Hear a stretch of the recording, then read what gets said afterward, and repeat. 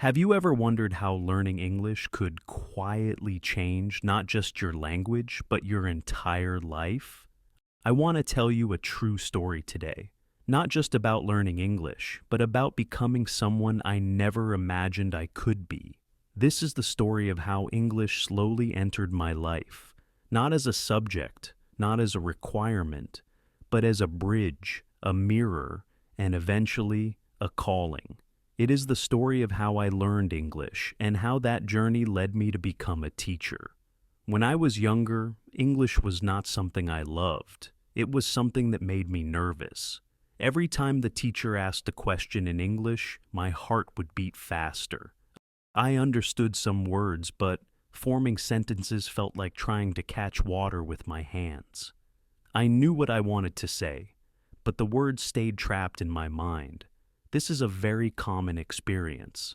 Studies in language learning show that many learners understand more than they can speak, especially in the early stages. This gap between understanding and speaking is normal, but when you do not know that, it can feel like failure. I remember sitting in class, listening to others speak English confidently, and wondering why it felt so easy for them and so hard for me. At that time, I believed a quiet lie. I believed that English was only for smart people, for confident people, for people who grew up speaking it. I did not know then that language ability is not talent, but exposure, repetition, and time. Research in second language acquisition confirms this again and again. The human brain learns language through repeated meaningful input, not through pressure or fear. Outside the classroom, English felt even more distant. At home, we did not speak it. In my community, English was used only in formal moments, announcements, exams, or official papers. It did not feel alive. It felt heavy and distant, like something locked behind glass. Because of this, I memorized rules but did not feel the language. And when you do not feel a language, it is hard to love it. Everything began to change slowly, not with a big decision, but with small moments. One day I listened to a short English story online. It was simple. The speaker talked slowly. There was no pressure to answer questions or take tests. I just listened. I did not understand every word, but I understood the feeling. I understood the story. This experience is important because research shows that listening to comprehensible input, language that is slightly above your level but still understandable, is one of the most effective ways to acquire a language naturally. I started listening more. Short stories, simple conversations, gentle voices. I listened while resting, while doing small tasks, while lying down at night. I did not force myself to speak. I did not try to sound perfect. I just listened. Over time, something surprising happened. Words began to repeat themselves. Phrases started to sound familiar. My brain began to recognize patterns without effort. This is how the brain works. Neuroscience tells us that repeated exposure strengthens neural connections. Every time you hear a word again, your brain becomes faster at recognizing it. Months passed, and English slowly stopped feeling like an enemy. It became familiar, like a quiet visitor who came often enough to feel welcome. I noticed that when I read something in English, my eyes moved faster. When I listened, I no longer felt lost. This is called passive fluency, and it usually comes before active speaking. Many learners quit before this stage because they think nothing is happening. But in reality, the foundation is being built silently. One day I surprised myself. Someone asked me a simple question in English, and I answered without translating in my head. The sentence came out naturally. It was not perfect, but it was real. That moment may seem small, but for a language learner, it is powerful. Linguists explain that this is the moment when a learner starts thinking in the target language, even briefly. It means the language is becoming part of your internal system. As my confidence grew, my fear began to shrink. Fear and language learning are closely connected. Studies show that anxiety can block language production, even when knowledge is present. When fear decreases, the brain becomes more open to learning and expression. I was not more intelligent than before. I was simply calmer. I continued listening. I continued reading simple texts. I spoke to myself quietly in English, not to practice performance, but to practice comfort. I allowed mistakes. I allowed silence. Slowly, English became a place where I could think, not just a subject I had to pass. Then something unexpected happened. People began to ask me questions. They noticed that my English had improved. They asked how I learned. At first I laughed. I did not feel like an expert. I was still learning, but I shared what I knew. I told them about listening, about patience, about not forcing yourself to speak too early. When I explained these things, I understood them better myself. This is supported by educational psychology. Teaching others reinforces learning because it organizes knowledge more clearly in the brain. I did not plan to become a teacher. That was not my goal. But I noticed something important. When I explained English gently, people felt relaxed. When they felt relaxed, they learned better. I saw the same pattern again and again. Fear closed their minds. Calm opened them. This aligns with modern teaching research, which shows that emotional safety is essential for effective learning. I started helping more people, not in formal classrooms at first, but in small conversations, messages, voice notes. I chose simple words. I spoke slowly. I repeated ideas. I focused on understanding, not perfection. I remembered how I felt when I was learning, and I did not want others to feel small or ashamed. Over time, teaching became part of my identity. Not because I knew everything, but because I remembered what it felt like to know very little and still try. I continued improving my English because teaching requires constant learning. Language changes, expressions evolve, and the more you listen, the more you grow. What I learned through this journey is supported by many studies and real experiences around the world. Adults can learn new languages successfully. Age is not the main problem. Consistency is more important than intensity. Listening is as important as speaking. And kindness toward yourself is not a weakness, but a strategy. English did not just give me words. It gave me confidence. It gave me connection. It gave me a way to help others. And eventually, it gave me a purpose I never expected. I did not become a teacher because I was perfect. I became a teacher because I learned slowly, patiently, and honestly. If you are listening to this and you feel stuck, tired, or unsure, I want you to know something important. Your brain is learning even when you feel like nothing is happening. Every time you listen, every time you understand a little more than yesterday, you are changing. Language learning is not loud. It is quiet and gradual, like the way dawn arrives. Now, I will share how teaching English changed the way I see people, mistakes, and growth, and how my students taught me lessons no textbook ever could.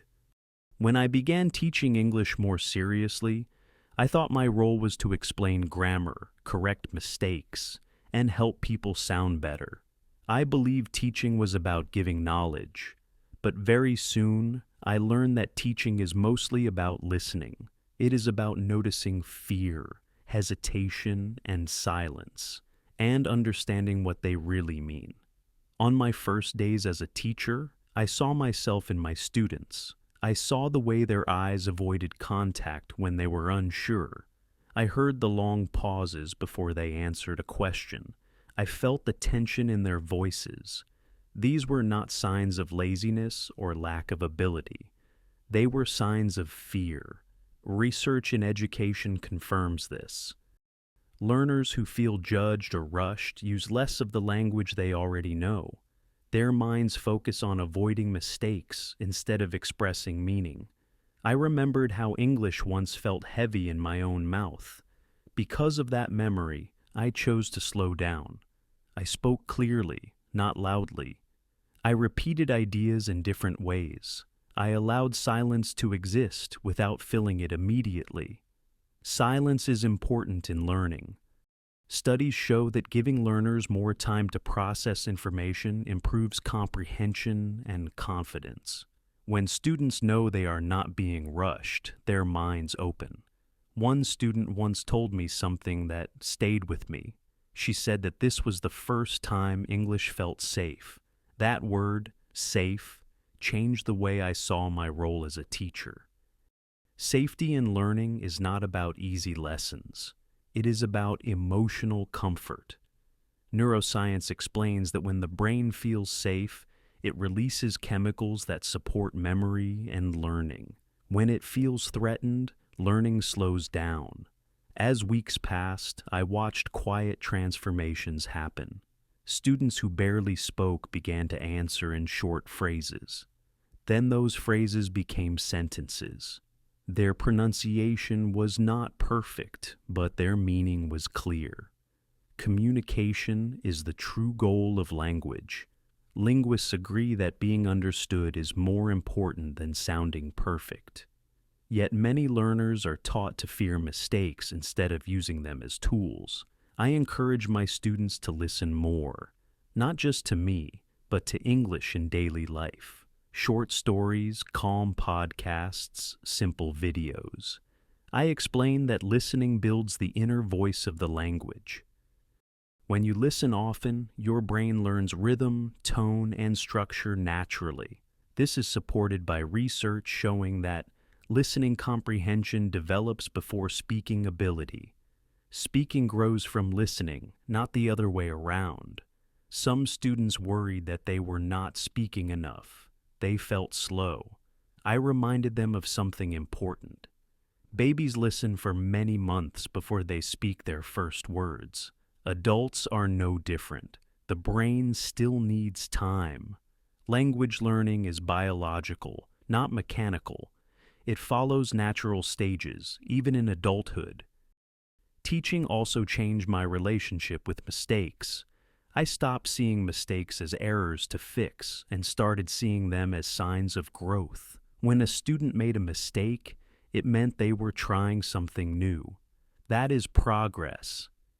Educational research shows that learners who are allowed to make mistakes without punishment develop stronger long-term skills. Fear of mistakes leads to silence, not improvement.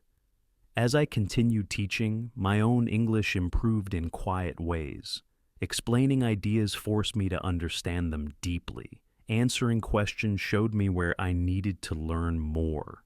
This is known as the teaching effect. Studies confirm that people who teach others retain information better and notice gaps in their knowledge more clearly. I also learned that English is not just one language. It has many accents, many rhythms, many voices. Some students worried about their accent.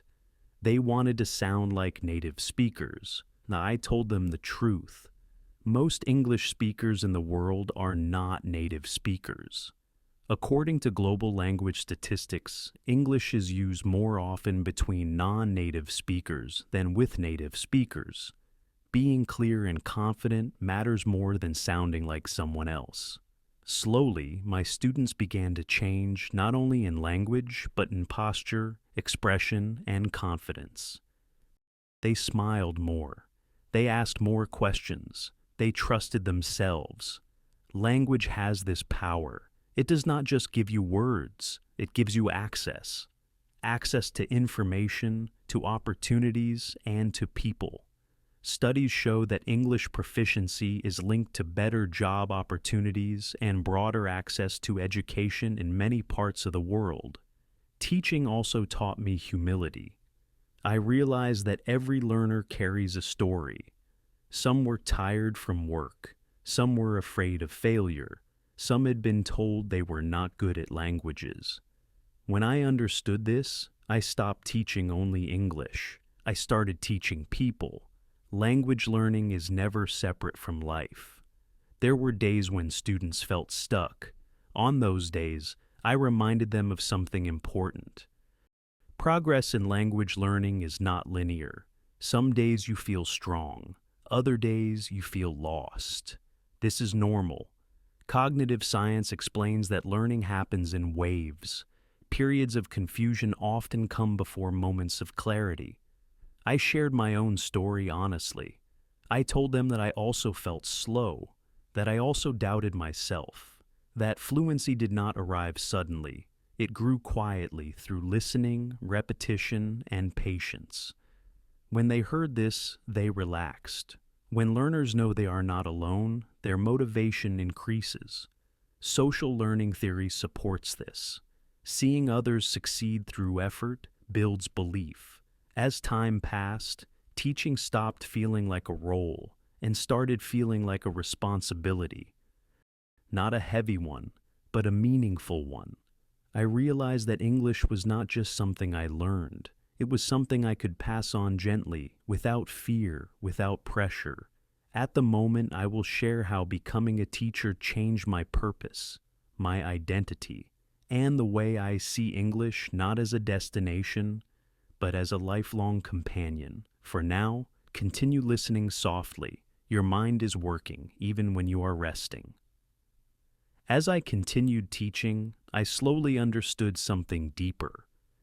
English was no longer just a skill I was improving. It had become part of who I was, not because I was perfect at it, but because it connected my past struggles with my present purpose. The fear I once felt became understanding. The confusion I once carried became patience. I noticed that teaching English changed the way I listened to people.